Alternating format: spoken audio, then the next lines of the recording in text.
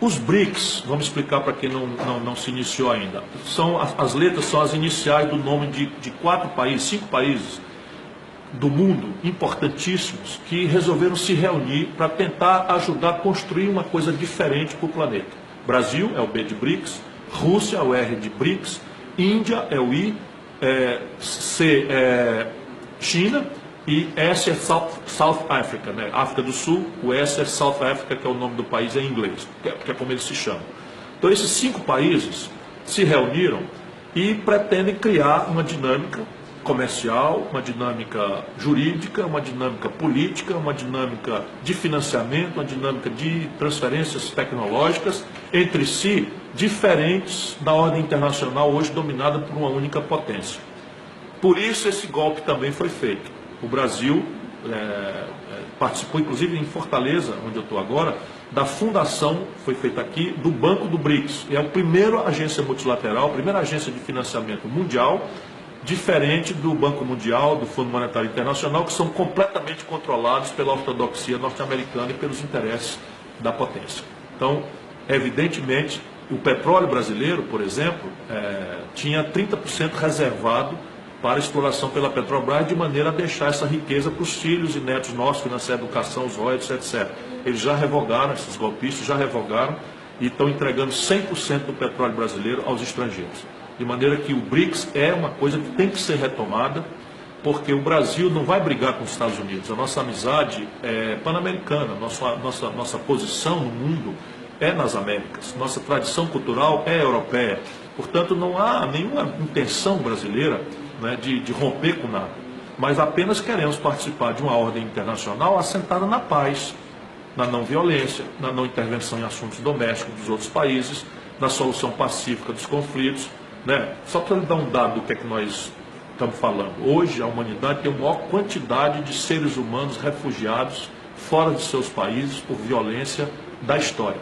São 65 milhões de pessoas, senhoras e senhores idosos, crianças, mulheres, hospedados em barraca de lona, em pleno inverno europeu, com 10, 6, 7 graus abaixo de zero, comendo em panelões, etc., por conta da violência estúpida e o fascismo crescendo também, porque a mão de obra migrante se vende por qualquer preço, porque precisa sobreviver, precisa comer, e o emprego está rareando por essa estupidez que a humanidade vivenciou ao longo desses 30 anos de primado, de hegemonia esmagadora da perversão neoliberal. Portanto, construir uma ordem internacional multilateral, com esses princípios de não intervenção, de paz, de solução pacífica dos conflitos, né, e de reforçamento de outras institucionalidades para o desenvolvimento da humanidade, é um interesse estratégico de todo o planeta que o Brasil pode ajudar muito a fazer.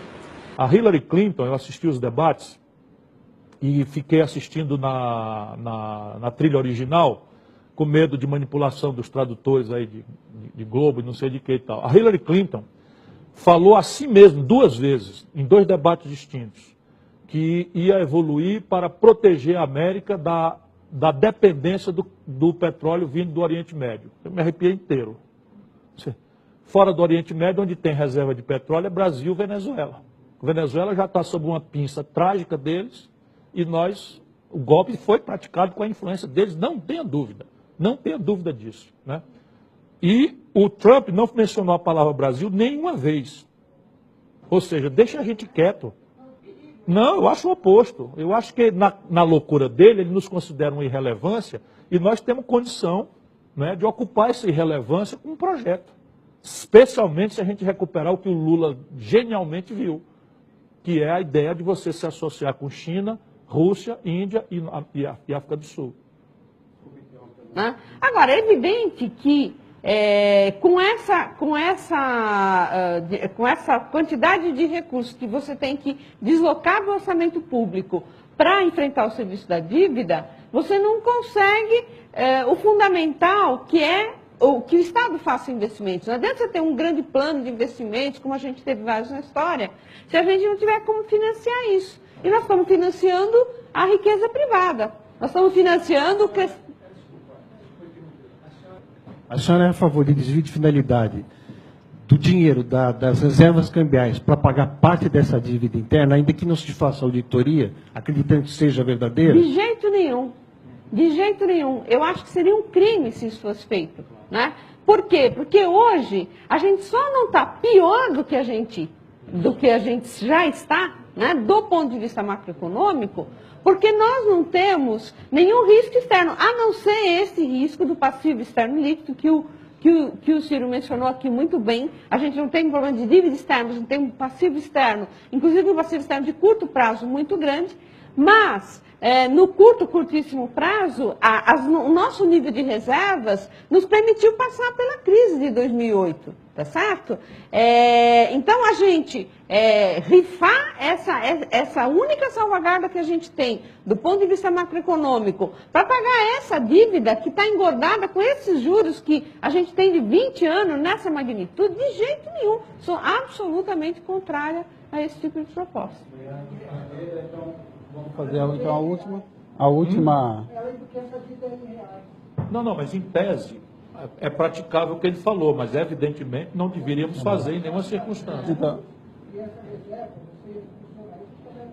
Parte dessa reserva foi construída expandindo o endividamento interno, mas está correto, porque agora nós temos um colchão que nos permite atravessar turbulências internacionais com reservas cambiais sólidas. Quando o seu devedor, Claro. principalmente quando o seu devedor tem um patrimônio do tamanho do Brasil. Bom, aí eu já tenho uma proposta, Não é? e o que eu estou provocando já. Eu, Ciro Gomes, para resolver aquele primeiro problema de interdição do investimento privado, faria um fundo soberano ou hospedaria de 50 a 70 bilhões de dólares no BRICS e abriria uma linha de crédito para consolidação de passivos privados brasileiros com RED por conta deles. Dado que o juro internacional está negativo, nossas reservas não estão remuneradas, eu ofereceria um redesconto em que o camarada trocaria Itaú por BRICS com prazo e tal. E aí sim, o efeito sobre taxa de juros da devolução desse mento estoque seria absolutamente sadio. Exatamente. E o governo tem que trazer a taxa de juros para um valor a menor do que a rentabilidade média dos negócios, custe o que custar. Isto é o que, por exemplo, faria um governo meu. desculpa.